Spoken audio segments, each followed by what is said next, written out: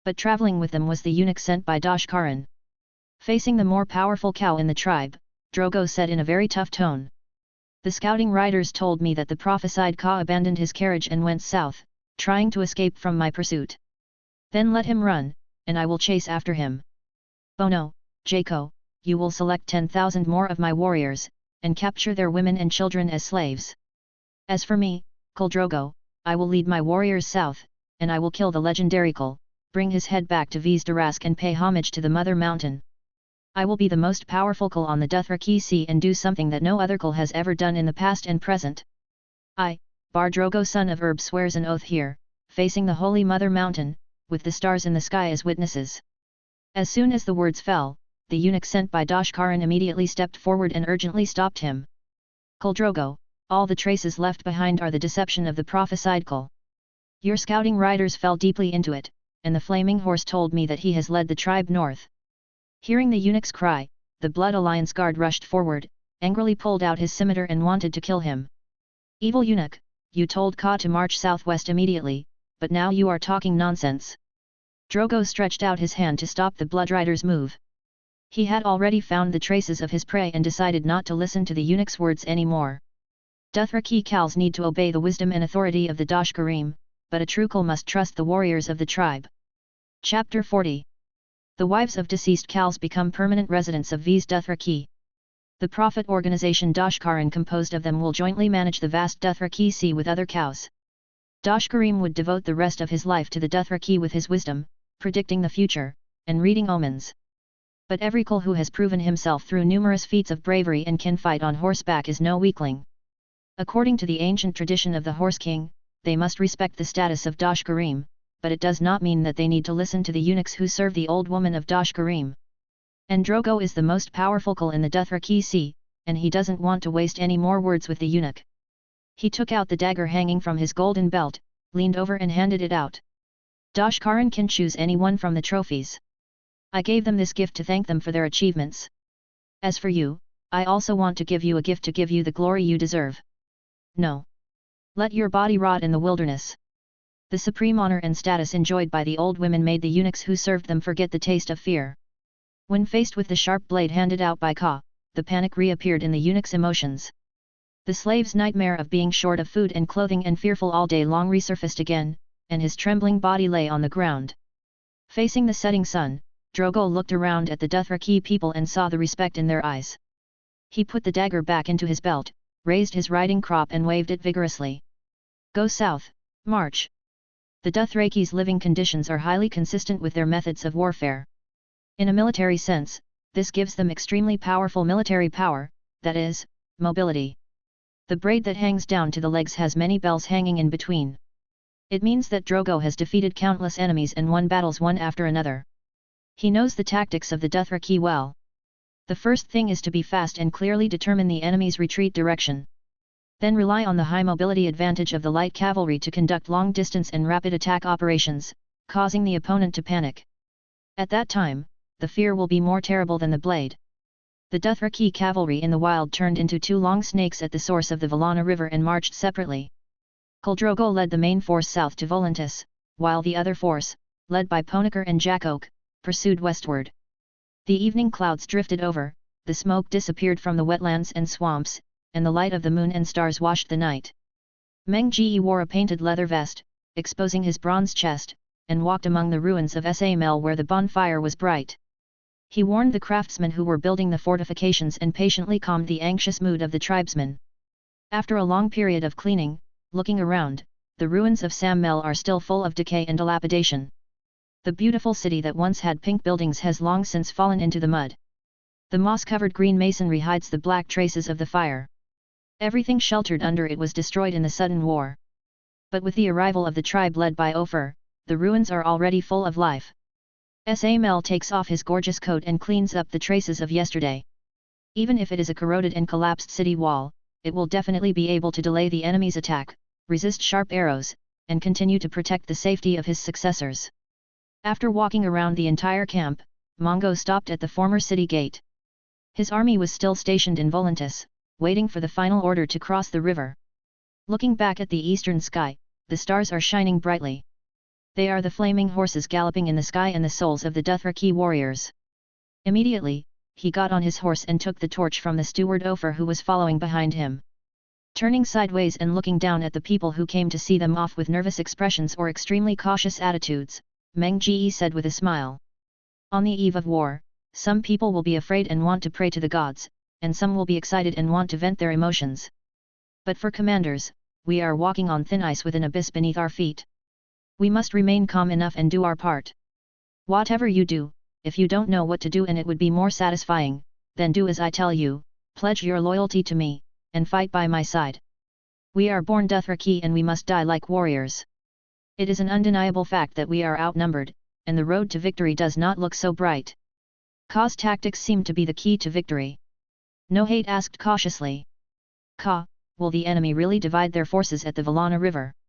Meng sat on the horse, leaning slightly, with a relaxed expression. Yes, the enemy is stronger than us. The greater the ability, the more he wants. And the opponent happens to be a proud person. What can be more touching than a complete victory in one battle? After thinking about it for a moment, he learned from the steward Ofer that the young man in front of him had achieved another achievement. Meng also wanted to train Nohate, so he explained. Our tactics are not like loose sand, moving blindly with the wind, but a well-thought-out strategy. Only by being smarter than our opponents can we be invincible. Seeing Nohate's solemn and pensive expression, Meng stretched out the riding crop in his hand, smiled and tapped his shoulder, and asked seductively. So, where do you think our smart performance lies and where are our current advantages? Suppressing the chaotic thoughts in his mind, Nohate's face gradually became calm. He raised his head and looked directly at Kha's smile, speaking firmly. Take the initiative. We have mastered the initiative on the battlefield, avoided the enemy's advantages, never confronted them head-on, divided our troops to encircle them, unexpectedly advanced to the enemy's rear over long distances, and were ready to form a siege at any time. In fact, this is a typical nomadic tactic, which was developed from observing wolf packs hunting, forming large-scale hunting behavior on the grassland, and was eventually applied to the military. Hunting is never for the purpose of defeating the enemy, but for hunting. Patiently send out scout cavalry to scout the enemy, encircle and hunt, design various opportunities to confuse the prey and cause omissions, and then, at the right time, suddenly launch an attack. Mongol carefully looked at the young Dothraki who had recently emerged in front of him, and finally stopped at the other's brave and alert eyes, and said in a pleasant tone. All actions are not running away, but detours. Of course, if the enemy thinks we are afraid, that will be the best result. This war has no specific designated battlefield. Be the first to discover the enemy, use the terrain, and keep detouring. Even if the enemy will not split up this time, it doesn't matter. We will force the opponent to make mistakes again, split up and disintegrate. As long as we find the right opportunity, we will gather superior forces, cooperate with each other, and encircle and annihilate the enemy. That is the final real battlefield. Looking around, seeing the joyful light of hope in everyone's eyes after hearing the words, Mongol's hanging heartstrings gradually relaxed, and he flicked the whip easily, saying, Okay, I hope the scout cavalry can bring us the good news of the enemy's division as soon as possible, so that I can lead the army across the river and fight side by side with you. Respected Khal, I will definitely do it. Chapter 41. The most glorious civilization that fell under the hooves of the Dothraki was Sailor. The last High King Matsalo Alessi led the kings of Sailor and assembled a great army on the upper and lower reaches of the Sarn River to attack westward. They encountered 4 Dothraki tribes and 80,000 roaring warriors in the tall grass. The Sailor chariot took the lead in charging, broke through the center of the horse group, cut off the head of the horse king, and forced the Dothraki to retreat en route. The Sailor people were unstoppable and pursued the victory, but unexpectedly fell into a trap. 2 horse kings led the tribe to attack from the north and south. The fleeing Dothraki counterattacked, shooting arrows like a storm. Another horse king and his roaring warriors then outflanked the Sailor people's rear, and the High King's army was completely surrounded and massacred. In Volantis, bonfires burned brightly on the black stone walls 200 feet high. The Tiger Party's executive, Malakar Migaya, held a heavy book in his hand, eyes wide open, reading word by word, as if he wanted to use his voice to imprint these words in his mind. He was accompanied by a man with a gold and a young man with long hair and lavender eyes. Beligio, have you read this book? Archon Malakar slowly closed the book, raised his head and asked. The Dothraki language has no writing system, and if there are any documents recording their history, it is written by the development of writing in the free cities. Bellicio has the characteristics of noble Valyrian blood, and his stunning beauty is even considered extremely unnatural by the Volantis. He was one of the candidates running for the consulship of Volantis, so naturally he didn't think that the current consul was really talking about whether he had read the book. 2 Dothraki tribes appeared outside the city. It may also be a trap as mentioned in the book. Therefore, you will not lead your troops out of the city to fight the Dothraki. Malachar looked heavy, looking at the Dothraki camp that stretched for several miles to the north of the city, nodded slightly and said, "Of course not now. The situation outside the city is unclear, and who can engage in a field battle with the Dothraki? Moreover, Malachar believes that the reason that once prevented the Dothraki from continuing to advance westward was not the victory of the 3,000 warriors of Qohor, but the fact that the free trade cities were smart enough to hide behind high walls. What's more, Volantis doesn't have the huge army of the Sarl people." Immediately, the Tiger Party consul turned to look at Bellicio. He admired the consul candidate in front of him and agreed with some of his actions. Bellicio was born into the noble Stangoni family within the Black Wall. His name was obviously in memory of the legendary Archon Bellicio in history, a famous Volantis patriot who had made great military achievements during his military life.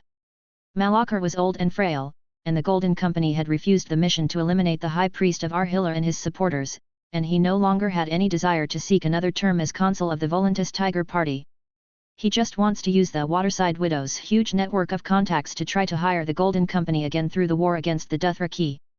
After the plan was completed, he took over all the blame, and Bellicio was the successor he trained. Facing the consul's admiring gaze, Bellicio showed no trace of joy on his face, but looked worried. "Your Excellency, Archon, what do you think of Benero's speech tonight in the temple square of Arhillar? He is no longer satisfied. He told about the Weeping Star and the fire sword that cleansed the world. This similar missionary story actually claims that the Dothraki will end slavery in Volantis." Having said these words, Bellicio could no longer remain calm. He clenched his fists and roared in a low voice. He said that if the governors of Volantis persisted in opposing the Dothraki, the city would be burned. Listening to the angry voice of the young man in front of him, the Tiger Party leader was silent for a moment and showed a bright toothless smile. He understood that some inappropriate remarks made by the supreme priest of Arhillar were bothering the young man in front of him. "Why, are you even afraid of the sound of slaves sharpening knives in the kitchen now? Looking at the entire Volantis, only slaves will turn their eyes to the east, eagerly looking forward to the so-called savior, the Dothraki liberator. Besides, who else can tolerate this situation? Not even the poor in the city. According to the law, even the humblest beggar, as long as he is a free man, his status is higher than that of a slave. The Slarks want to take away their last bit of comfort, and the free people won't do it willingly." The power of words could not completely soothe Bellicio's uneasy emotions. He looked nervously at the flickering diamond claw gauntlets of the slave tiger-robed army under the firelight. "But in Volantis, the number of slaves is 5 times that of free people. They produce food for us, clean the streets, even guarding the city walls and driving warships are all done by slaves." Seeing Bellicio's struggling and cowardly attitude, Malachar shook his head in disappointment. Obviously, he was now somewhat dissatisfied with this successor. Young people may be unable to see the opportunities that coexist because of their lack of experience in facing crises, but they must not develop fear. A true Tiger Party leader should be fearless. The legendary consul Bellicio, who conquered East and West, was invincible. Facing the giant, he still bravely launched a charge. Although he died at the hands of the giant in the end, his deeds were recorded in the annals of history. But now the Volantis people have long lost their spirit, and the old nobles with ancient blood are actually hiding within the black walls out of fear of slaves, eating poorly and sleeping restlessly. The world never lacks opportunities, it just lacks the eyes to discover them. Opportunities are always hidden in crises. Malachar is different. After hearing Benero's speech, he even regained his confidence. Now, he is preparing to continue to seek election. The news of withdrawing from the election has not yet spread. Many people in the city still support him and believe that he can be re-elected. The rumors of the Dothraki liberating slaves will undoubtedly shatter the slave trade that Volantis relies on for survival, and will definitely aggravate the dissatisfaction between the old nobles and the free people. This struggle will definitely last longer. He hoped that he could take this opportunity to fight against the Dothraki, so that the Tiger Party could obtain 2 consul positions and end the 300 years of Elephant Party rule. The Tiger Party governor has even made follow-up plans. He is preparing to send people to spread rumors to Slavers Bay and use various methods to attract slave owners to join the war against the Dothraki. When the election is over and a new Tiger Party Archon is born, a great army will gather in Volantis to fight the Dothraki. At this moment, the rapid roar of the defenders suddenly came from the Black Wall. The Dothraki have broken camp. Malachar immediately retracted his thoughts and looked outside the city. The jumping torches were dotted in the sky like stars, illuminating the endless darkness. The shouts of people and horses neighed throughout the night sky. Valicio, who was troubled by the liberation of slaves, also came to his senses. He saw a continuous fire, like a red sea, rushing towards the north. Chapter 42. Mongo quickly got on his horse and looked back to the south. The mouth of the Rhoynar River was shrouded in darkness. He could only vaguely distinguish the vague figure of Volantis through very weak light. At this moment, when he looked carefully, he suddenly discovered that there were thousands of troops and horses attached to the city wall, climbing and fighting. Those figures were as dark as the night, as sharp and cold as scimitars, but wilder than the flaming horses. They exuded the breath of death. They were not afraid of death, but they were almost killed by arrows, stones, and bullets in the city. The Dothraki do not have the strength to capture Volantis. The city wall is really the greatest shaping of human civilization. Mongo murmured calmly, but I will come back, and I will bring Volantis to create the weapon of fear, in order to break through the Black Wall. In addition to the terrifying human heart, a terrifying dragon is also needed. Ka! The anxious shouts fell, and Corsallo came running from the darkness. He just had an uneasy feeling, as if his fate was under the observation and control of the gods, palpitating and unable to breathe smoothly. In his eyes, Ka was riding on horseback. He stood there without moving for a while, like a lion about to bite people, and suddenly he seemed like a patient wolf king waiting there, waiting. Prey comes. Okay, I'm fine. Although Corsallo's face was expressionless, his eyes showed concern. Meng could guess what was going on in his mind.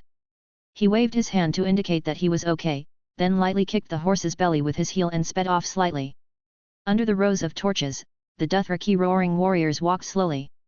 When they saw Mongo galloping past, they made an extremely deafening noise, cheering and shouting Ka's name. The warriors' energetic looks, respectful and fanatical eyes, and puffed-up chests clearly showed that they had received a good rest. They followed the ancient traditions of the race and their unyielding spirit. They were willing to follow the brave Ka to fight, even if there was no chance of winning. In the midst of darkness and danger, they were willing to follow Ka through life and death. After a routine inspection of the marching troops, Meng returned to Corsallo on his war horse. He was anxious to give him one more instruction. Even though the Dothraki's victory in Qohor seemed very brilliant, compared with the current crisis, it was reduced to an ordinary war process. Menga's serious eyes were fixed on Corsallo. This battle is not the same as what you have encountered before. Give up all the ancient traditions of the Dothraki. There is no need to exhaust your strength to fight with the enemy's large forces. You only need to stay after I cross the river. The trail will lead the enemy to the east. The destination is still the mountain valley as planned. If this is not possible, try to harass the enemy and do not let them cross the river. If the enemy returns the same way, just try to delay it. Corsallo sat up straight, grasped the handle of the knife at his waist, and listened silently and intently to Menga's instructions. He nodded vigorously, as if to remind himself to remember everything he heard. Most of the time, he was heavy, his eyes stayed on the ground, and occasionally he would look to the eastern sky, as if thinking about the future battle scenes he saw there. As the language of the instructions became more complicated, time slowly passed, and the army gradually marched to the bank of the Valana River in the north. Menga found that Corsallo's hand was holding the handle of the knife tightly, and his body was still shaking slightly. The joints of his hand looked pale and strained. When he looked at the other person carefully again, he was surprised to find that Corsallo, who had always been calm, was actually worried, even afraid, and the hot and humid air became particularly stagnant and heavy at this moment. Corsallo! Menga roared, with glare flashing in his eyes, are you afraid? Is it the stupidest thing for me to give these people to your command? Put away your weakness, the enemy will never. I'll give you some sympathy. Corsallo was trembling all over, and his heart was trembling and struggling in confusion, worried that he would not be able to control his responsibility and the situation of the war. Meng Ji had never felt such despair. If Khal did not have the confidence to contain the enemy's army, it would be enough to plunge this war into an irreversible situation. He lowered his head, disappointment showing on his resolute face. Khal, your heart is very determined, and your perseverance far exceeds that of other Dothraki. Now the time has come. What makes you so cowardly? Khal's disappointment was far more unacceptable than his anger. Finally, Khal said uneasily. Khal, I can dedicate everything to you, and I should not oppose your orders. However, there are many enemies. They may turn around and send people to entangle us. Then a bad battle will happen, and the enemies will approach your rear. You will face a huge crisis. Meng sighed helplessly, rode his war horse close to Khal, leaned over and patted the opponent on the shoulder. War is inherently a gamble full of risks. As you just said, this is only a possibility. Of course, everything is possible. You can't think too little, but you can't worry too much. Fighting opportunities are fleeting. We can't attack until we're fully prepared, or even have the chance. The bells of Volantis in the south rang again, and the deep muffled sound of peace and tranquility seemed particularly ironic in this endless darkness. Meng stopped his horse and listened carefully to the sound of the river running on the plain in the distance. His eyes stared at the white fish belly gradually appearing in the east, and he said firmly. Khal, mortals can only make the right choice at the time. We are warriors on horseback, and we must dare to take risks when necessary. I will not give up this opportunity easily. The key to victory lies in whether you have the courage to execute my plan. Will. Hearing Khal's words, Khal recovered from his fear. He raised his head and said. Khal, I will never go against your will. The only thing I can be sure of today is that even if there is a glimmer of hope, I will try my best to lead the enemy to the east. Even if I risk losing everything, there will be nothing. The enemy army can cross the Rhoynar River, unless we are completely defeated and no one survives. Before Khal could finish his promise, he was interrupted by Meng holding his shoulder. Even if the enemy pays double the number of casualties as ours, it is not worth it. The enemy can bear 20,000 casualties, but the sacrifice of 10,000 people is a heavy loss for us. As the time approached morning, the light became brighter and brighter, and the long flames turned into rough black waves. Meng stared into Khal's eyes, lowered his voice, and continued sonorously. As long as you lead the troops to the south bank of the Valyrian River, the enemy will not be able to cross the river with all their strength, nor can they return smoothly on the original route. Khal, don't despise your own life. Apart from this war, I have other reasons to need you. As soon as he finished speaking, the horn sound of stopping the march came from the front of the team. In the morning, which was still shrouded in gloom, and before dawn, it kept echoing in the wilderness. The Rhoynar River has arrived. From now on, I will never drive home again during holidays, especially when I drive alone. The 6-hour journey ended up taking more than 10 hours. Chapter 43. Khal was riding on horseback, holding the scimitar hilt tightly in his hand. As the Khal army crossed the Valyrian River, time slowly passed. His situation became more and more dangerous, and his heart became more and more nervous and sensitive. His mind went blank, and he could barely see the scene around him. There was no breeze in the gloomy sky, but the air around him was screaming sharply, and the grass was whispering softly. The pulsating sound of the heartbeat was like a faint drumbeat echoing in the mountains and river valleys. Sometimes it would suddenly disappear, and then continue the next moment, sometimes far away, sometimes close. He didn't know if the Dothraki cavalry beside him heard the sound. Since going south from the Sehora River, Khal has been traveling day and night for 4 consecutive days. He has been very tired, but he has never been able to sleep. The enemy that never dissipates and comes like a tide makes him worried. He began to doubt his abilities. Why could he become an honorable, loyal, and brave blood rider by requesting an order from Khal at various opportunities? Then he would only need to follow Khal firmly. That's it. At the same time, he kept thinking, would Khal be disappointed if he received his request to become a blood rider? Maybe not, people should be aware of their own talents. After all, when Khalzik was still in charge of the tribe, everyone thought he was thin and insignificant. They would pretend not to see him in order to ridicule and humiliate him for his short stature, and deliberately ignore him when he spoke. Any Dothraki no warrior would choose to talk to him. The troops rested in the sand near the east side of the city-state of Volantis, which was an open and unprotected flat land. Nearby was the wide Valyrian road leading to Mirian in Slaver's Bay. Corsaro knew that the enemy was still about a day's ride from the Black Wall of Volantis. Some of the scouts sent to the front line to investigate the situation never came back, while others hurried back. Reports indicate that the land near the banks of the Valana River is roaming with large numbers of enemy probing cavalry, and that a large Dothraki army is marching along the river bank towards Volantis. He really wanted to find someone to express his emotions to, and he thought of Steward Ofer and Bachelor Bass Potter, but this only made him more lonely. The war was changing so fast. According to the original plan, the troops hiding in the Samur swamp led by the two opponents were the only ones waiting for reinforcements. Corsalo once longed to be a tall mounted warrior like Khal, so that when he was just born, his mother would not treat him as a deformed baby that could not grow up healthily and throw it to wild dogs. He can save the mothers when the old women who secretly picked him up and raised him were severely punished and lost their lives. In a daze, Corsaro could smell the breath of the horses, hear the sound of them pacing on the sandy ground, and the sudden loud snort, so he knew that all around him were Dothraki tribes. At last he suddenly sat upright and listened to the rapid tolling of Volantis's bells again, as the enemy army came closer and closer. He also heard someone shouting loudly, and then a tall figure blocking the light from his side appeared in front of him. "Cow, this damn enemy won't stop for a moment, and we can't detect anything despite being outnumbered." The visitor was a tall Dothraki scouting cavalry. Corsaro clearly remembered that this man had deliberately stepped on him and cursed him like a Hezalach. This is the scornful name the Dothraki give to the Zalarim, which means goat people. The Zalarim live in Lizar, southeast of V's Dothraki. They only make a living by herding and have the highest belief. The shepherd believes that all humans are the same flock of lambs under the care of the supreme shepherd, so they are gentle in nature, but in the eyes of the Dothraki, they have a weak character. Their appearance is also very similar to the Dothraki, but they are shorter in stature. Corsalo didn't like the man's former unruly nature, but he now belonged to his tribe of Khaz, and they were extremely respectful and loyal to him. And he had heavier things to worry about than this. Waiting was really unbearable. He really wanted to know the enemy's traces and see their true situation. Corsalo ignored the probing cavalry for the time being, but turned around and gave instructions to the men around him.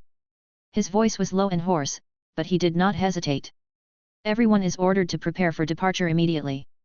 We may have to march urgently." His expressionless face revealed nothing. Then, he led the scouting cavalry alone to an open space and asked, "How much information about the enemy did you bring back?" The scouting cavalry did not waste time, but he seemed to think of some terrible scenes, and he could feel some fear from his voice. The enemy was moving faster than expected. "We only saw people on horseback. There were many people, at least 4 times as many as us. Judging from the direction of the scouts' exploration, they did not advance towards the Valyrian road, but on the Valyrian road. Walking along the Varna River, they did not relax their vigilance and scattered many riders on the road.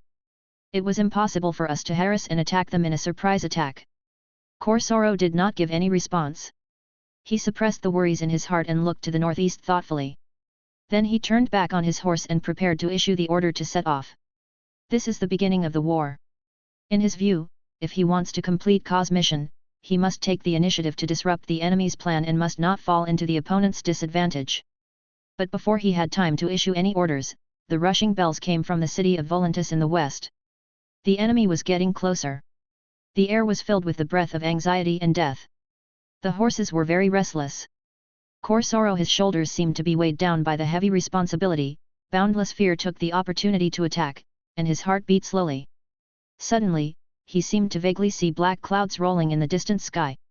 At that moment, the dazzling sunlight shone from the west and fell into the horses. At the same moment, the wind picked up. Corsaro's long braid is flying in the wind, and the blood is flowing in the body that grew up drinking mare's milk. It doesn't matter what misfortune he is. He is now Cor. He has climbed up from the mud. He admits that he is shorter than any Dothraki.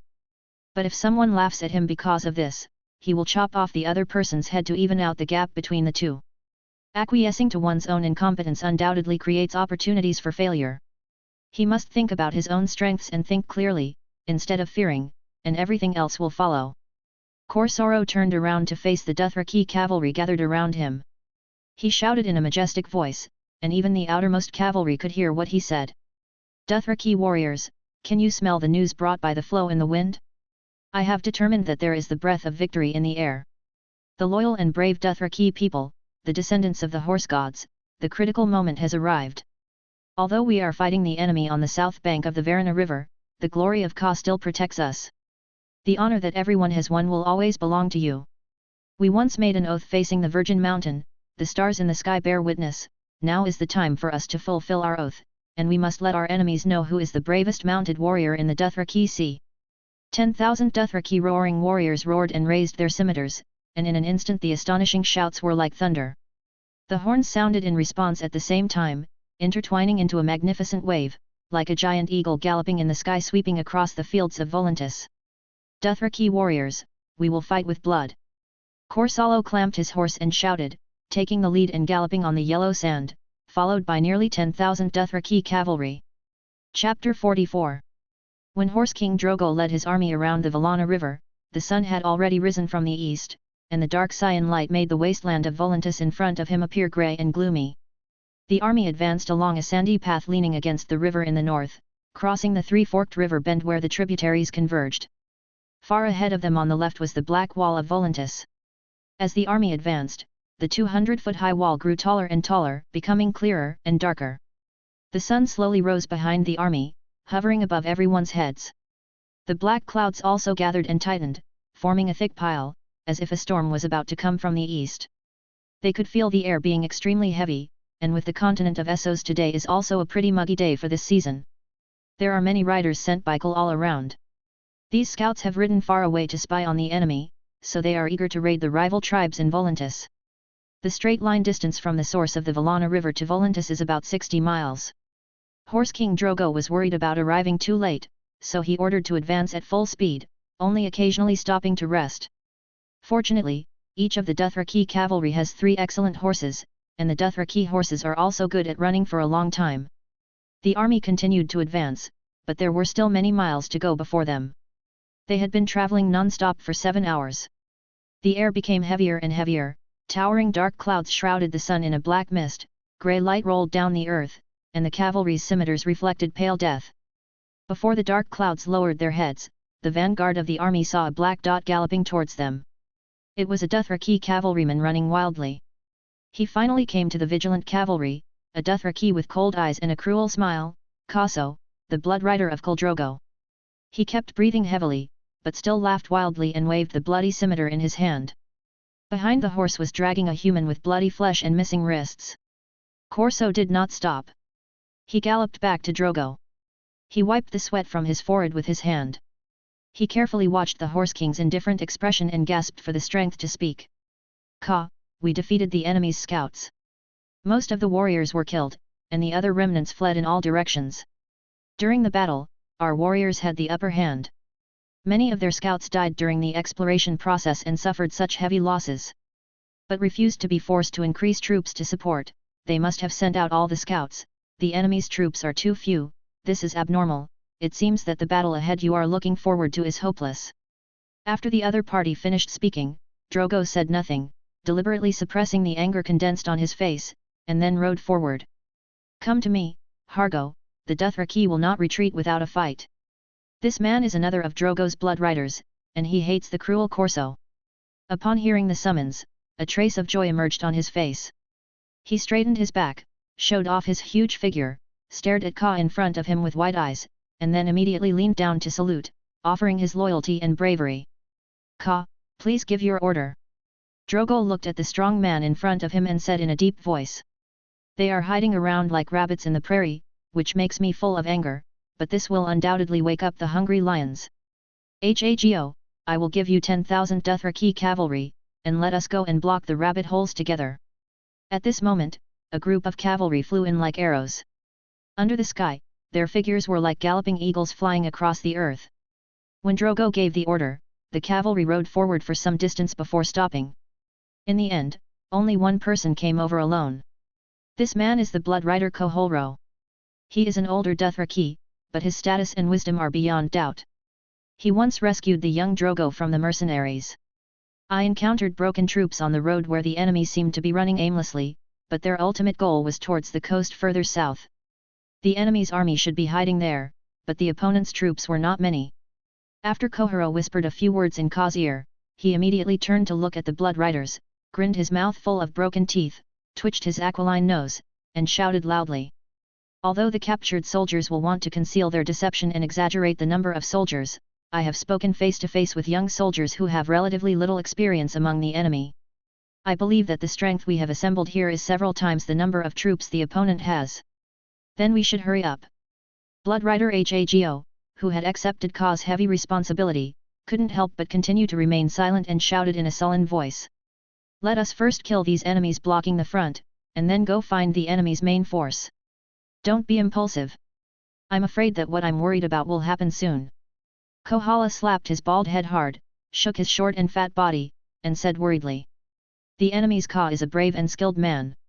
He has the will and wisdom to ride the horse of the world as predicted in the prophecy. He may have known about the arrival of our troops a long time ago. He deliberately ran away to avoid us. Until now, our scouts have not inquired at all.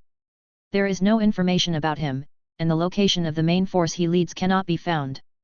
Not far away are rivers and stagnant water. They have to turn around and fight. We can rush into their ranks like a storm sweeping down the grassland.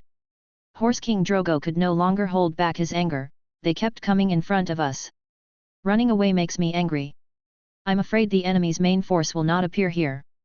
Kohala fiddled with the handle of the knife in his hand, looked at the people in front of him and said. The Black Wall of Volantis is as difficult to conquer as a cliff, so the Dothraki rarely attack here. We are not familiar with the surrounding conditions. The enemy may escape to anywhere through unknown roads, leaving the minimum number of troops to contain it. Us. This is bad news, damn old woman Doshkaran. Without waiting for anyone to respond, Kohala continued anxiously. We were preparing for a decisive battle with the enemy, but we didn't expect to have to face a delay. On the north bank of the Valana River, our other army was going deep alone. In the grassland behind us, all the old, weak, women and children of the tribe were gathered. Not only that, all our food and livestock are also concentrated there. If any enemy finds out, they can destroy everything. Are we just waiting here? We must kill all the enemies quickly. Blood Alliance guard Keshuo patted the leather bag on his horse and asked. Do you have enough supplies? Are we going to look for food in the Black Wall of Volantis? We will have to pay a huge price. As soon as these words came out, everyone looked at the darkness in the sky, and their fatigue was swept away. Even the horses were unwilling to pace alone. At this moment, exclamations from the horses came from the distant river, and the dull air predicted the coming storm. Suddenly, a dazzling ray of sunshine broke through the dark clouds and pierced the earth from the west, and the wind started. Chapter 45. The fog wandered in the grey, rotten, and noisy forests. The unique stench of the wetland swamp continued to permeate the air. In the eastern sky, dark clouds could be seen covering the sun like a rolling black curtain, and the mighty black wild horses were driving the sky. The fog obscured the sunlight, and Mungo and his men could only judge the direction through the faint light of the fire. The road in front of them was full of various low vines on both sides, and the branches and leaves extended in a messy way to the east and west. They slowly crossed a mossy swamp. Without a guide familiar with the terrain, they didn't know or guess where they were in this confusing fog. The Dothraki stationed here, such as Norat, had a relatively clear understanding of the swamp terrain. Some people wondered why Khal chose to march north from Sa Mire, which was more dangerous. Perhaps it should take less time and go east to the original route, at least they could reach the wide plains soon. Whether we go south or east, do we have to go through these stinking places? There is not even a flying bird. There are no birds here, but there are snakes, insects, toads, mice, and many disgusting ugly things. Some people could no longer stand the damp and dirty environment, and complained softly with disgusting expressions.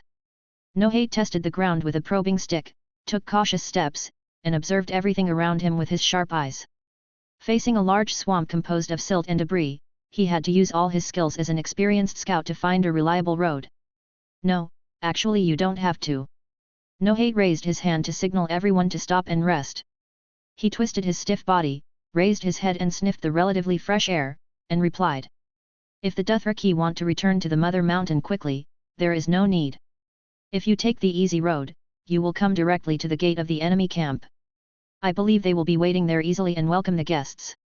They will be happy to tie you up and take you directly to V's Dothraki.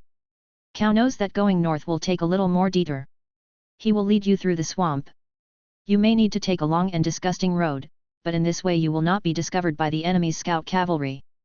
Be careful to detour behind the enemy, so that we can take the enemy's head effortlessly and gain victory and honor." In the windless and silent swamp, the stench still permeated. No sunlight could penetrate the low and gathered dark clouds, and even the scenery in the distance around them was completely unclear. After a short rest, they slowly lined up in a row and continued to march forward. Although the pace of progress was very slow, the walking was completely shrouded in dead silence, with only occasional sounds of trampling mud. The surroundings were filled with lingering pale fog, wet grass, and rotten thorny vines. The only freshness was the disgusting green duckweed floating on the surface of the foaming mud pond. Everyone was exhausted physically and mentally. They looked for a hard place to stand, walked slowly and carefully, paying careful attention to the wet ground under their feet, and followed the people in front of them. Sometimes even Nohate couldn't figure out what to do next, so they could only go back the same way and set off again. The wide swamp area was mainly south of the ruins of Samel. If they had the eyes of an eagle flying in the sky, they would know that the army was actually approaching the northern periphery of the swamp. As the sky gradually brightened, the fog became slightly thinner and more transparent. Although no one could feel any wind direction, they could hear the branches and weeds around them rustling softly and see them swaying slightly. The airflow made the stench drift away with the wind. With enough light, everyone did not delay resting and kept on going. The swamp became brighter and brighter, the ground became harder and drier, and the area of mud and moss became smaller and smaller. At this time, a strong wind blew over, sweeping across the foggy swamp, and the sky became less dim. Then, the sun refracted from the west through the gaps in the trees, and the earth seemed to burn again. The hot pleasure boiled in the blood of the Dothraki. They raised their heads and saw the broken black clouds and the sun suspended above their heads. Everyone insisted on staying where they were, like a child who had just woken up from a nightmare. They felt excited and cheered happily. "Hard ground, it's dry land. We walked out of this damn wetland." When the white light came into view, the Dothraki found that they were so close to the dry wilderness, and the air was now much cleaner and fresher. Although they were getting closer and closer to the death of war, they were no longer confused as if they were in the clouds, nor did they have to endure the stench of the cesspool. Instead, they were as bright and fresh as the morning on the grassland. They finally came to the edge of the swamp, and the muddy ground became slightly moist. In front of them was a flat wasteland leading to the town of Sihoru, but their final destination was not there, but the enemy army dozens of miles away in the southeast. Under the sunshine, even in the desolate wilderness, there were still many broken green grasslands preserved. After experiencing the horrible death swamp where only mosses and ferns grew by corruption, the Dothraki were not picky now. They liked a piece of land for grazing very much. Because the team was too tired to move forward, Meng led the Dothraki roaring warriors to find a high ground to rest. The figure on the black horse galloped back and forth in the wilderness, warning of unknown dangers. Although the sky was approaching dusk, everyone still chose to lie under the horse's belly to rest in order to block the scorching sun that was baking the earth. Meng felt his mouth was dry, so he took a few sips of water from his leather bag. He looked south from where they were now, where was the battlefield on the south bank of the Valana River. He looked back at the sun slowly moving in the western sky. No matter how tired he was at this time, it could not relieve the heavy pressure he felt in his heart, and then he ordered to the half-asleep Nohate. "Convey the order and everyone should be ready to go immediately. We must march urgently and find the enemy before dawn the next day." Nohate seemed to have lost consciousness and fell asleep. His body was almost completely relaxed and lying flat on the ground. However, if you look closely, you will find that this is not the case. After hearing Kha's voice, he immediately jumped from the ground. Climbed up. Looking at the figure riding away, Meng felt that the situation in front of him had become more and more dangerous. His limbs were very heavy, but he still used all his strength to sit up. Sighing heavily, he had always had some premonition in his heart. The enemy's attack this time was not just a simple encounter. Subsequent crises would continue to attack him until he was completely destroyed in this world. Chapter 46. The blood-red sunset had mostly set, covering the ground with a dim yellow, and the distant wilderness became hazy and dark. The shadow cast by the cavalry was fading rapidly, and Korsalo led nearly 10,000 troops on the sandy road filled with afterglow. They dare not relax their vigilance for a moment, and until now they have not heard or seen any enemy figures. However, there are more and more birds in the front, and companions are constantly flying in from the northeast to join them. At this time, the crows that originally returned to their nests are also circling in the distant sky. Something must have happened ahead. A Dothraki cavalry pointed at the flock of birds flying in the sky and shouted, "Now is definitely not the time for migratory birds. These are frightened birds." There are also a large number of vultures and crows gathering in the distance. There seems to be a fight. Corsallo did not answer. He raised his head and carefully looked at the scene in front of him. The blackbirds flapped their tired wings reluctantly, chirping but refused to land and stopped to rest. Maybe he didn't understand the language of crows, but he knew that they were very intelligent, suspicious birds with good memories. But they also feed on the flesh and blood of the dead in battle, so there may be the remains of warriors ahead. Maybe Dothraki in similar attire hurt them not long ago, which leaves their memory fresh. Thinking of this, Corsallo's face became ugly, and he could vaguely feel that he could smell the stench of decaying human bones. Relying on the new news constantly brought by the sacrificial lives of the probing cavalry, he knew that the enemy's army was stationed on the banks of the Valyrian River, which would undoubtedly give them some more breathing time. What was even more fortunate was that he also heard from the scouting cavalry that he was able to distract the enemy's scouts who were running around the banks of the Valyrian River. But now when he leads the army to advance towards the enemy's rear, the enemy may have quietly reached a position not far from their front.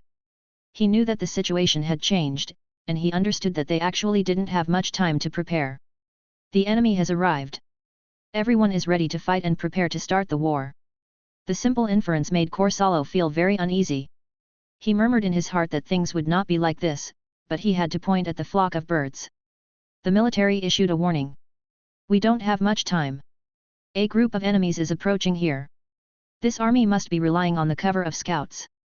They disguise themselves as small groups and disperse before gathering quietly." His foresight may be quite correct, and it is also very reasonable analysis and truth. However, Corsallo obviously ignored the impact of the commander's will on the state of the army. When the soldiers heard this, their desire to fight did not increase.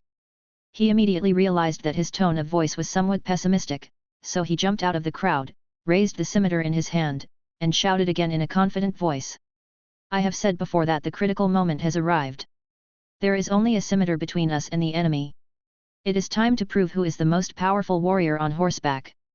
The horse god is watching us in the sky," he said. "Mengokal is the king of the Dothraki clan.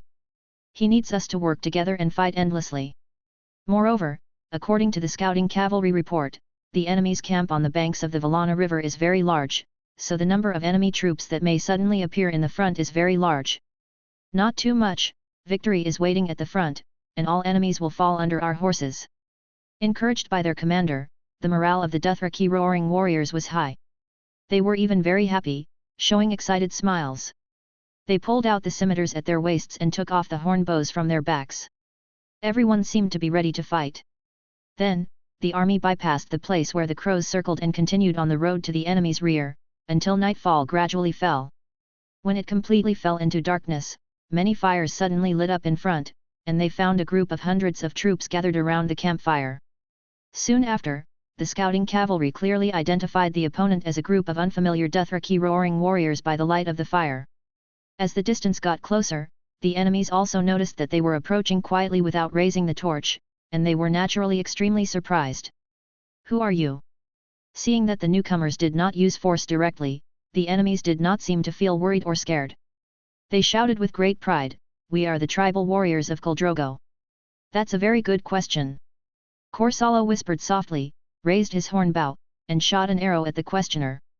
The arrow hit his chest with a whizzing sound, and the man struggled and trembled and fell to the ground. "This is my answer." He rode back and forth and shouted, "We have surrounded this camp. Unless you throw away your weapons and give up resistance, you will not be able to stand under the sky alive. If you are willing to surrender, we will no longer use weapons against you." As Corsallo's words fell, the sound of horse hooves gradually sounded, and countless bow cavalry appeared in the darkness to surround the camp. At the same time, dozens more arrows flew out, killing those who wanted to resist, leaving the rest to think carefully about their current situation. Most people's faces became very gloomy and aggrieved.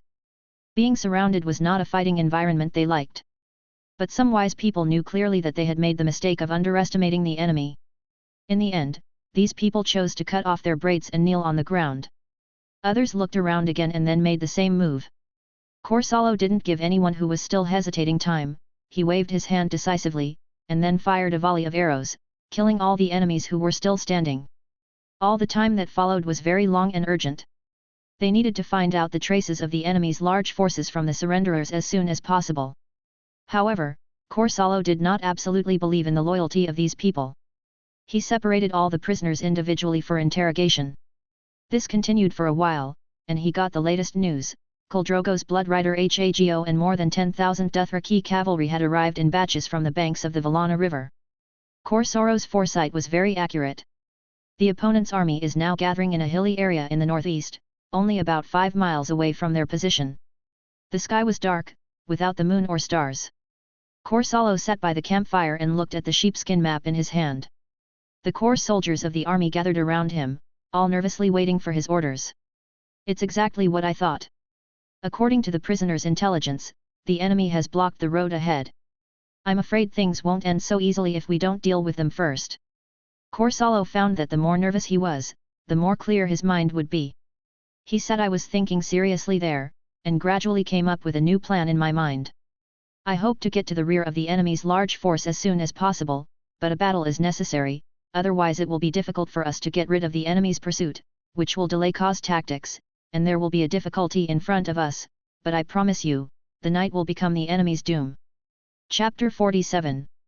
The late night passed quickly, and the east wind blew before dawn the next day, and there was a gloomy and quiet atmosphere everywhere, like a sign before a storm. "Enemy attack! Enemy attack!" The scouts were crouched on their horses, covered in blood, running wildly and rushing into Hago's camp. They issued a shrill warning sound to inform them of the urgent military situation, that they had discovered that the enemy's cavalry troops were advancing towards the camp. The sentry had a solemn look on his face, and he immediately stepped forward to inspect the situation.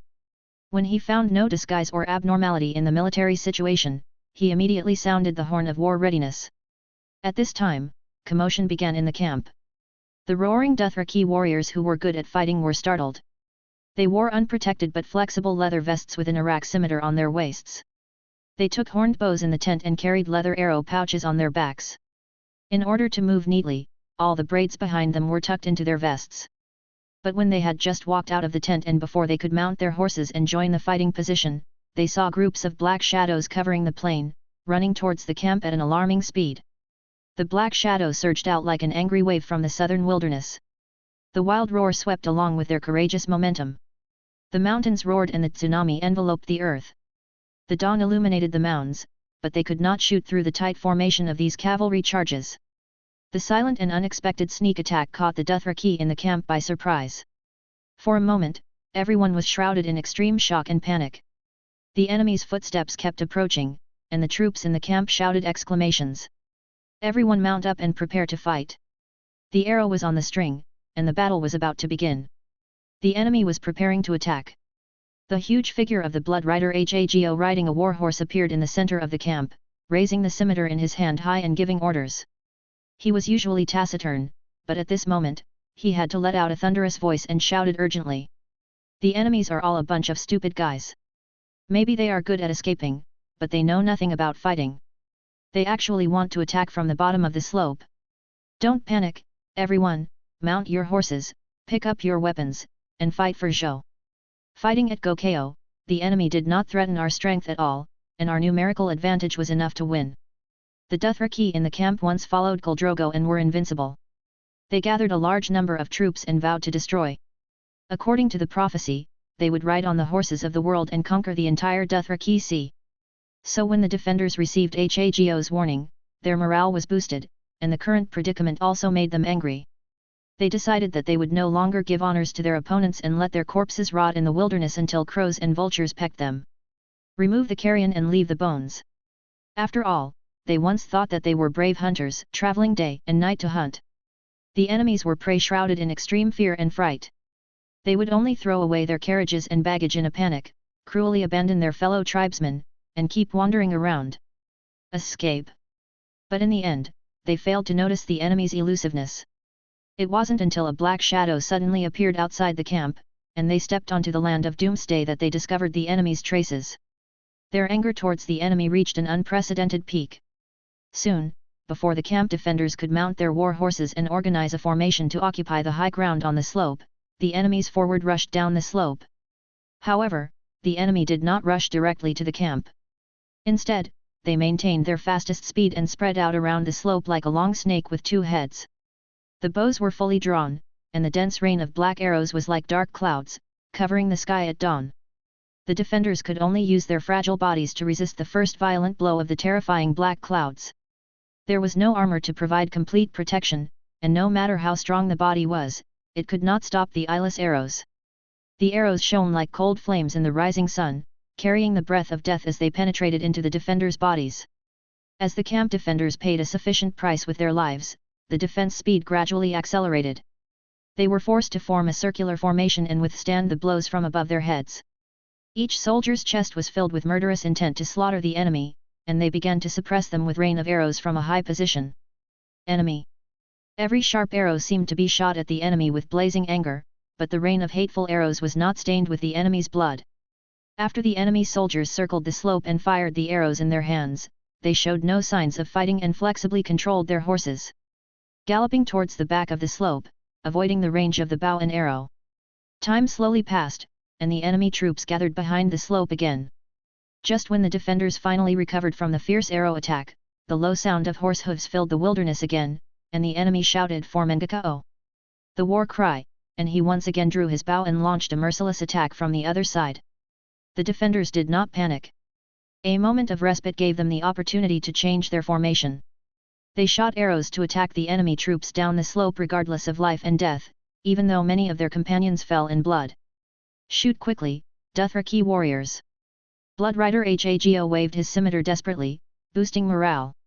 His eyes flashed with angry blood-red light. It seemed that no arrows could hurt him.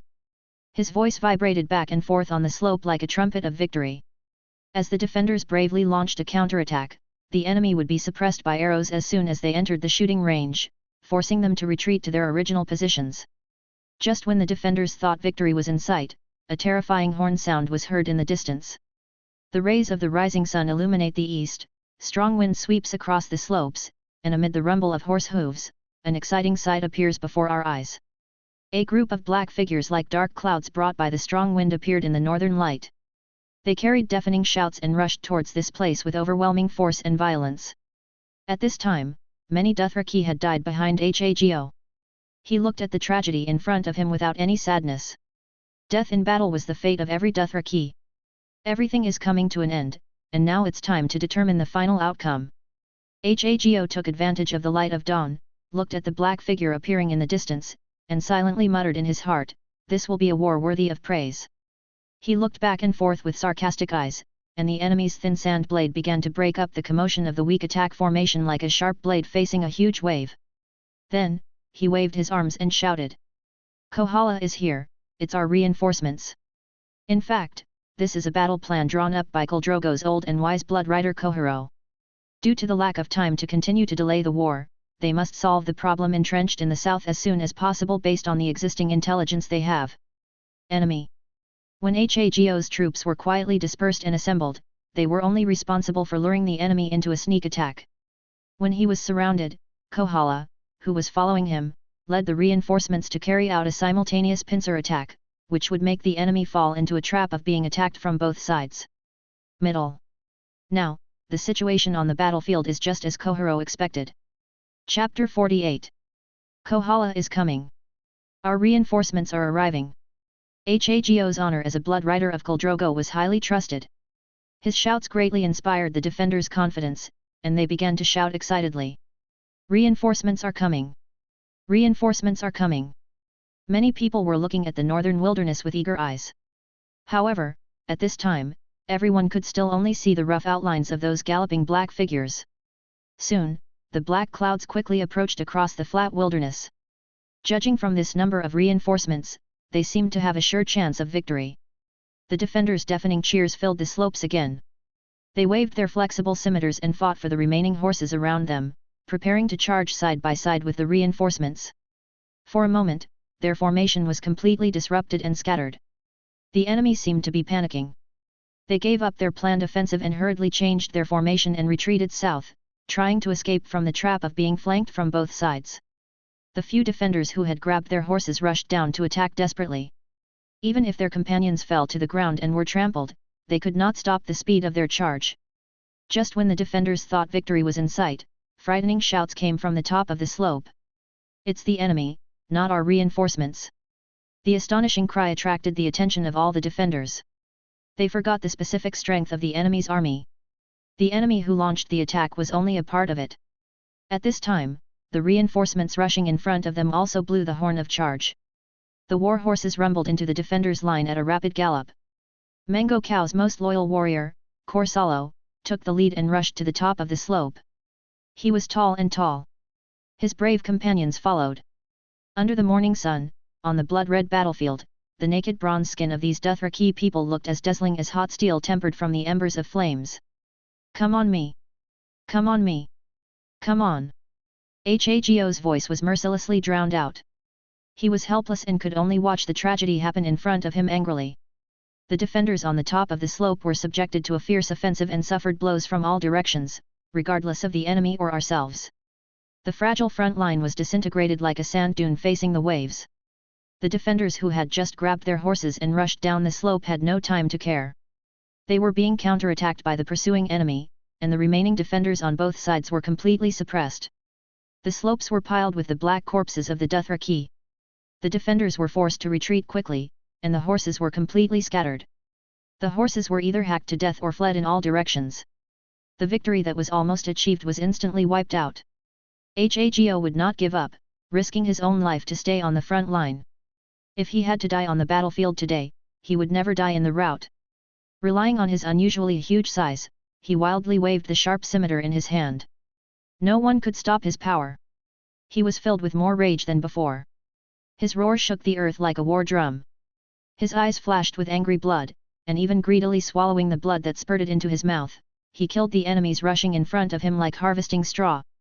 There were piles of dead bodies in front of him. However, even though he was as brave as a giant, it was still not enough to make up for the failure of the battle. Soon, his luck seemed to have run out, and his numb body felt the slight pain of mosquito bites. Afterwards, Hago fell alone on the warm ground. The sky above him was cloudless. The pale skylight just made people feel a little cold. He wanted to tremble all over, as if he had fallen into ice water. The coldness was everywhere around his ears. There was dead silence, no shouts, no sounds of fighting. He moved his fingers feebly, trying to clear his head, and finally lost his mind. Seeing the general being shot dead, the defenders immediately lost all will to fight and were captured on the spot. The few remaining soldiers who wanted to resist were also shot to death on the spot. However, their enemies' morale was greatly shaken and they were not interested in heading south or northwest. The escapees in the direction of the Lana River were in hot pursuit, and dead bodies piled up along the way. The outcome of this battle was decided. Korsalo ordered to recall the soldiers who were chasing the defeated troops, rest on the spot, gather the prisoners, and kill all the seriously injured without mercy, regardless of friend or foe. Similarly, they did not have time to bury the corpses and count the casualties. Based on the strength of both sides, they roughly estimated that 5,000 Dothraki died in this battle. However, when they completed the collection of prisoners, they actually found that more than 5,000 Dothraki died in the battle. There were 3,000 more troops before the battle. Where is Kohala? Is he still fighting with our 2,000 cavalry? Korsalo's head, which was finally awake during the battle, fell into fatigue again. He rubbed his eyes expressionlessly and asked the scouting cavalry who came to report in front of him. He did not feel any joy about this victory, because the overall war had not yet been completely determined. At the same time, he did not feel any sadness at the tragic killings and the lack of burial places for his compatriots. In his eyes, soldiers were just a number, as equal as the number of scimitars and arrows, is a weapon that determines victory or defeat. But the scouting cavalry seemed very happy. He stood there relaxedly, smelling the smell of blood in the air. Then he looked down at Korsalo's head and replied with a smile. He ran away. He also gathered his troops at the beginning. After smelling the atmosphere of war, he immediately marched here. Soon after, he encountered a horse trap and an attack by 2,000 of our cavalry. After driving all our cavalry away, after leaving, he ran away like a wild dog that caught the scent of a lion. Wise choice. If Kohoro dies with us here, the situation on the entire battlefield will be completely overturned. Neither he nor I are qualified to make such a decision and can only retreat. It sounded like everything was going very smoothly. Corsallo couldn't help but secretly breathe a sigh of relief. He sat down casually on the open ground. Regardless of his fatigue, he wanted to immediately plan the next march, but his unconscious mind could only pull him in memories. Corsallo has never studied military science, and he is not even literate. It is his logic to carefully carry out any orders from Khal and conduct battles. However, he has now found a new way of thinking about war, which is to think carefully on behalf of the enemy. Question. On the eve of this battle, he believed that Hago's appearance was extraordinary, which meant that the intelligence he had previously grasped was no longer reliable. Similarly, Corsallo did not think that the enemy would simply send people to stop it, because Khal Drogo's the number of warriors is very large, and with more troops, they can carry out some deeper plans. Fortunately, his scouting cavalry was in the wilderness far away and detected the troops secretly assembled by Khal. The pale skylight fell on the earth, making people drowsy. After experiencing a battle, everyone was exhausted physically and mentally. Corsallo also lay down. He looked at the sky above his head falling continuously, and felt that he might need to sleep first. The sound of the hooves of the cavalry returning from inspection was like a lullaby. Soon, on the remaining battlefield, the snoring one after another resounded throughout the world like the roar of the Dothraki. Chapter 49. Just as Corsallo was preparing to lead his army to raid Hago's camp, in the wilderness on the north bank of the Valyrian River, Nohate and his group were tracking the enemy all night long. At dawn, the sky becomes brighter and brighter, the black gauze clothes fade away, and there is no longer any place to hide the traces in the flat plains. They had no other choice, and regardless of their previous fatigue, they had no choice but to speed up and continue moving, keeping an eye on what was going on around them. The morning breeze blew by, and the grass blades swayed slightly, making a slight sound. Suddenly, there was a sound from the front that awakened everyone's fatigue and sanity, the sound of horse hooves, and everyone pulled out their weapons in unison. Since there was no cover to hide their figures, they could only stand there and be on guard for the incoming person. The sound of horse hooves was getting closer and closer, and the speed was very fast, accompanied by the clear clanging sound of small bells. That sounds like our Dothraki cavalry. Nohate pricked up his surprisingly big ears and listened carefully, and the other exploration cavalry all responded with solemn faces in agreement with his statement. The sound of the bells became clearer and clearer. Along with the clanging of the bells and the rapid sound of horse hooves, a group of cavalry appeared in everyone's field of vision like flying eagles. In the faint light, the flying braids of the knights on horseback could be seen behind them. After Nohate and the others finished counting the number of each other, they all showed joyful smiles on their faces. They looked at each other in tacit understanding, dispersed in formation and rushed forward slowly, shouting to attract each other's attention as they ran. However, before they took action, the cavalry had already stopped and was on alert in their direction. The approach of Nohate and others made the cavalry feel hostile. "Don't be nervous, everyone, we are the exploration cavalry of Pono-Kokas." The strong and frustrated Dothraki language made people relax a little, but the other party could not hear any panic in this shout. Of course, Nohate didn't know that Bono was the commander of the opponent. He just wanted to use his identity as the strongest caste tribe in the Drogo tribe and his familiar language to temporarily appease the cavalry, so that the opponent would not attack or flee immediately. Soon, as the two sides approached, the cavalry fired warning arrows at the ground to signal them all to stop. "Hello everyone, we just want to pass from this direction." Nohate opened his arms unpreparedly, letting the horse slowly step forward, and said to the cavalry with a relaxed smile, "I was killed by Bono. The person sent by the cow to search for traces of the enemy now has important information and must go back and report to him immediately." "Then have you found any traces of the enemy?" the cavalry captain asked happily. "I can't tell you."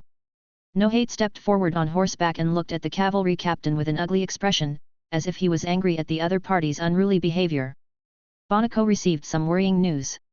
Our army seemed to be entering the enemy's ambush area, so he sent all trustworthy people to look around to find something wrong. "Don't mention it for now. We don't have time to chat here. Since you are here, you must take us back quickly. We set out along the Valyrian River a day ago, and now there are a large number of enemy cavalry chasing us. If they find our traces, they will smell like we are chasing after them like hounds that have sensed the scent of their prey. Moreover, this is not the only danger we face. The enemy's situation is absolutely unexpected." When Nohate was talking, his face gradually showed a very tired look, and then he was trembling all over as if he was drowning in terrible poisonous water. He approached the cavalry captain and grabbed him as if he was unstable. Arms! Dothraki warrior, can you still go on your way? The cavalry captain supported Nohate and looked at his physical condition with a worried face. You need to rest. The army is stationed a few miles to the east. I can still hold on. Nohate smiled. He took out the bronze dagger from his waist and quickly pressed it against the neck of the cavalry captain. The other party felt the biting chill coming from his skin, and his expression became very solemn and uneasy, but the situation he discovered made the cavalry captain he gave up resistance because all the cavalry around him had been controlled. The light blue sky was washed away by the morning breeze, revealing a completely clear dawn. The wilderness environment also became clearer. In the eyes of the cavalry captain, the face of the warrior became more dirty and evil. Are you actually an enemy? Dothraki would not have a treacherous person like you. Nohate didn't answer. They tied the cavalry to each other's horses. Then everyone got on their horses and left quickly. All the fatigue in their bodies seemed to be taken away by some mysterious force, and everyone walked with ease. And even the speed is much faster. The golden color of the eastern sky breaks through the clouds, emitting dazzling golden light in the air and falling on the earth. The endless wilderness is like a golden carpet spread out, meandering endlessly, blending and connecting with the distant horizon. Nohate and the others rode their horses and whipped their horses. Although they were exhausted and their whole bodies were extremely sore, they did not dare to relax at all. They were wary of any traces or figures of pursuers that might appear. They moved quickly towards the northwest. They had marched 7 miles before noon. By now, they had become exhausted. All they could think about was the desire to rest. The captives tied to the horses were enjoying the torture even more. It seemed that some people have passed out. The wilderness was still flat, but the grassland gradually began to become barren. After a while, they walked to a piece of land surrounded by broad-leaved woods. They could almost see the front. On the reddish-brown mountains further away, there were endless stretches of people stationed there. Absolute tribal camp. Before they were halfway through the journey, there was the sound of galloping horses ahead, and a group of cavalry rushed in from a distance. The fiery red war horse ran in front of everyone like a shooting star. Menga's braid hanging down to his waist was flying in the wind behind him, and the bells on the braid were clanging wildly. In Nohate's eyes, there seemed to be a mysterious white light behind Khal, faintly emitting through the golden sunlight. Meng sat on a fiery red horse, looking down at the returning crowd like a statue of a rock giant. However, in his majestic eyes, a gentle light flashed at this time. You have made new achievements again. In the name of the horse god and me, you will be rewarded by me. Nohate and the others were exhausted and almost fell asleep immediately. Upon hearing Khal's praise, a new energy immediately began to flow into their bodies.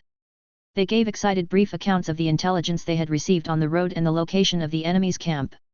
At this time, Nohate secretly glanced at Khal and found that he had closed his eyes, seeming to be planning some details for the upcoming war. Chapter 50. Bonaco's camp was crowded with people, most of whom were Dothraki, but there were also several beautiful female slaves from the Valyrian people to join in the fun. Bonaco sat on a high throne like a tribal leader and looked down on everyone. On one side of him sat Jakoko, and on the other side was the rider Mach, who was responsible for commanding nearly 10,000 roaring warriors of Horse King Drogo in this pursuit mission. I don't know why Khal would fight against the horse that rides the world for the orders of Dosh Kalin. A Dothraki stood up suddenly as if he was drunk. He even threw the silver wine set on the long table in dissatisfaction. He knocked over the ground, but did not forget to bend down to the bandits according to etiquette. Khal should have led us to the east to plunder the Valyrian people's wealth, destroy their towns, and capture slaves. The pleasant atmosphere of the banquet was completely broken, and the hilarity around them stopped. The beautiful female slaves of the Valyrian people were frightened, and they all wanted to cover their ears to avoid it.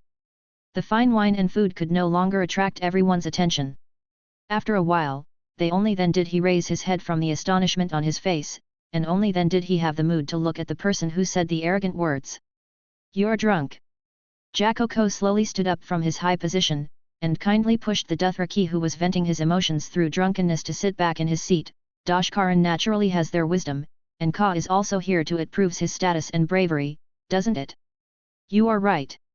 The Dothraki bent down to pick up the drinking utensils that had fallen to the ground, and said with an awkward smile, however, I would rather give up the opportunity to add to this gorgeous record, as long as I can get it easily while alive. Wealth. At this time, in the high-ranking throne, Bonica was carefully looking at Mohi. He was not only an outstanding and brave man in the tribe, but also held the greatest authority in this army. He must not be underestimated. When he saw Mohi's sharp eyes and his whole body exuding a dangerous aura that had experienced many battles, Bono quickly turned around and supported the other man's arm, showing a tired look and said, "I think it's best for us not to deal with this matter now, at least not until the war with the enemy is over." Not only this warrior, but other warriors are also wondering, what kind of prophecy makes Dothraki so aggressive? That's why the invincible Khal Drogo gave up the slave wealth at his fingertips and came all the way from Lazar in the east. After hearing this, the angry flame suddenly burst out in Mohi's chest like charcoal fire, and he exhaled again, with an unnatural shadow faintly revealed in his eyes. Then, Bono squinted his eyes and glanced at everyone, rubbed his face with his hands, and said, "Since you have all heard the relevant news, go find a quiet corner to discuss it. This is my banquet, but I must remind you to at least put your own interests that are not worth mentioning aside first, and keep in mind the importance of cow oath. Never forget that we are in a war, and Khal needs the loyalty of all." Soon after, the banquet finally ended in a solemn atmosphere. Giaco and Mohi stood up and walked out of the tent, and everyone else followed behind them in silence. The tent door curtain was opened, and the dawn light shone on Bono's body. At this time, there was no trace of fatigue on his face, and all he showed was wisdom and coldness. Although his body is not as tall and strong as Drogo, he is very perfect. His fearless and radiant eyes are hidden under his thick eyebrows, making him look like a young king who has stepped out of the story. It took quite a while for Bono to raise his head. Standing in front of him were two people who had walked in at some unknown time. One of them was Jacoco, who had just left with a smile on his face. The other man's beardless face was fat and white, with a bronze necklace with blood-red gems hanging around his neck. He was sent by Dothraki, and he prostrated on the ground to beg for his life from Horse King Drogo at the source of the Valyrian River. That eunuch. This banquet was a feast for both the guest and the host. Everyone saw Macha's attitude. He showed concern about the current situation and was extremely loyal to Drogo. "Now you must tell us, what happened to Dothraki? What did you see in the prophecy? And all their plans?" Bono stood up and walked forward, stood next to Jaco, who remained silent, nodded to him in a friendly manner, then turned around and asked the eunuch with a dangerous smile. Ever since the Drogo tribe divided their forces at the Valyrian River, Bono and Jaco quietly took away the forgotten eunuch, and the three of them secretly colluded throughout the entire march. However, the eunuch was once motivated by Dothraki plan, but now it has completely turned into his own hatred of Horse King Drogo, while Bono and Jaco were motivated by inexplicable reasons in their hearts, like weeds in the Dothraki sea. The ambition for growth cannot be curbed. The eunuch's fair face was obscured by the shadow of the backlight. He noticed the danger of the two people in front of him, held the ruby on his chest tightly with both hands, lowered his voice, and replied softly in a bewitching tone. The horse that rides the world was simply an ancient Dothraki prophecy, about a future great conqueror, and all the Dothraki believed that this Khal would be the most powerful Khal of all time, and the Dothraki had it was believed that Drogo, the son of Khal, would become a horse that rides the world. But now this prophecy has been re-verified on a new Dothraki Khal. However, before the prophecy came true, the new Khal was about to die. In the hands of Drogo, Drogo may also die at any time. Perhaps battle, poison, magic, or even disease will take away his fragile life. So, who will be the next horse to ride the world? Jacoca, could it be you? Maybe it could be Drogo's Karak, haha. Surrounded by the eunuch's hoarse laughter, the blood of Bono and Jaco continued to boil. They felt that there seemed to be gods in the dark that were always leading them towards the higher cloud tops. You mean the ancient prophecy is false? No, Dothraki interpretation was wrong? That's not right either. Bono's mind was completely disrupted. He paced back and forth, thinking over and over again, his eyes flashing without a trace. Calmly, he stopped, looked at the eunuch with suspicion, and asked.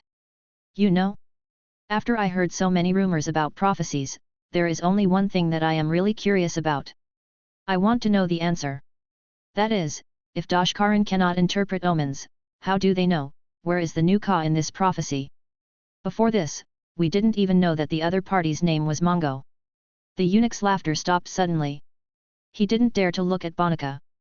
Then, a sharp scimitar was placed on his neck. The biting coldness woke him up. He couldn't help but glance at him quickly.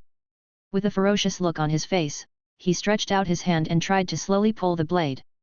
Seeing that the blade was motionless, he could only answer obediently. The Dothraki did receive a true prophecy. They saw a huge Dothraki army attacking Qohor, and finally succeeded in washing away the shame of the Dothraki in the Battle of Qohor 400 years ago. They standing in front of them was a giant who was riding a red warhorse and wearing stone armor. He was extremely tall and strong. They looked to the west and saw a storm forming in front of them. Roaring and rolling dark clouds, filled with boundless thunder and lightning, rode a red horse. The giants fought endlessly, but for some reason, they could not see his face, only the endless darkness and thick blood. They predicted that he would eventually become a horse riding the world. Bono slowly put down the scimitar in his hand, looked at Jaco with confusion on his face, and said, "Drogo, he is not just riding a red horse, he is also a giant."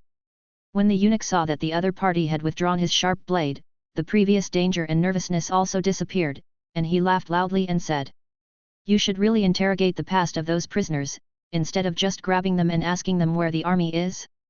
Where is Ka? These questions they will never answer. I have talked with them, and Kamenga is also riding the red war horse, his height makes him look like a real descendant of giants. Northeast of these Dothraki is the lost kingdom of the stone giant Jagovan.